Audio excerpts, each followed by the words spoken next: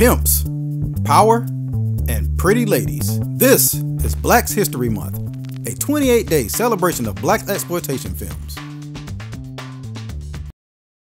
With Blaxploitation, you get some of everything. No matter what you're in the mood for, they got something for you. Action with guns, you got it. Action with fists, say no more fam. Action with comedy, they got that too. But what if you're in the mood for a little of everything? Well, 3 the Hard Way has you covered. It's an Avengers or Expendables style team up of 3 of our favorite Blaxploitation action heroes. There's Jim Brown, former football player turned giant gun waving movie star who you don't want to mess with. There's Fred Williamson, Blaxploitation veteran who uses brains and brawn in most his films. And then there's Jim Kelly, who doesn't need any of that because just like in Black Belt Jones, bad guys tend to line up nicely for him so he can kick them in the face. Team-ups in the cinematic world was nothing new even in 1974. Universal Studios used to team up their monsters all the time, and putting stars who make similar movies into one big ensemble cast was an easy way to try to maximize your profits by combining audiences. By this point, Blaxploitation had pretty much done everything, so why not start mixing it up? Don't even get me started on the plot of 3 the Hard Way. It honestly doesn't matter, but for the sake of thoroughness, I'll give it a rundown. A guy successfully escapes from a facility that appears to be experimenting on black people. The guy happens to be the brother of Jimmy Late, played by Jim Brown. The brother tries to tell Jimmy about the experiments and that the plan is to eradicate all black people, but Jimmy doesn't really even seem interested in the story.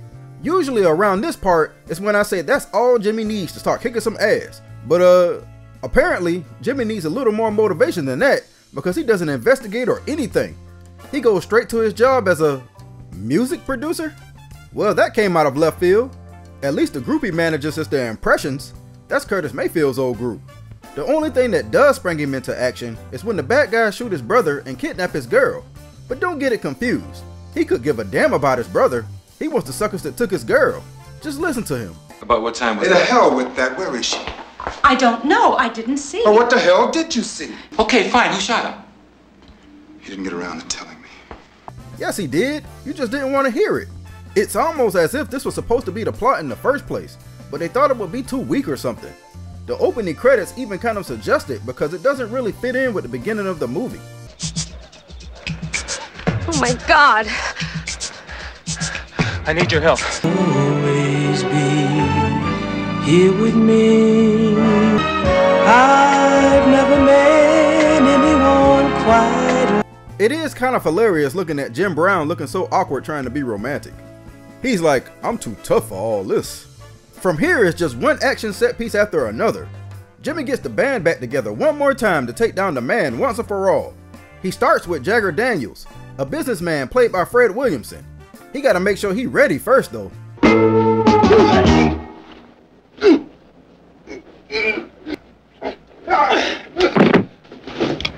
Hold it, Jag. It's me late, man. I'ma start greeting all my friends like that. What can go wrong? Mr. Keys, played by Jim Kelly, doesn't need no such audition.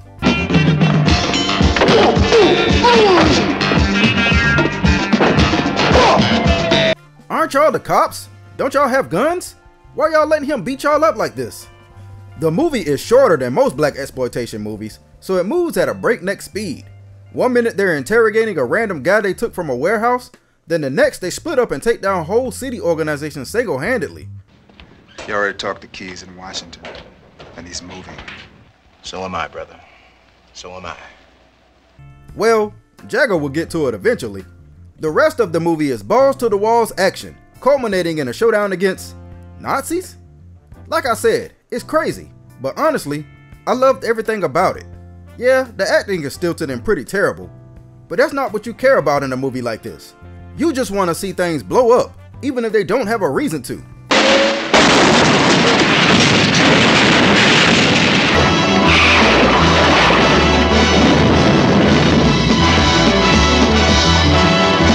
Come on, you gotta love that. 3 the Hard Way is my kind of mindless action.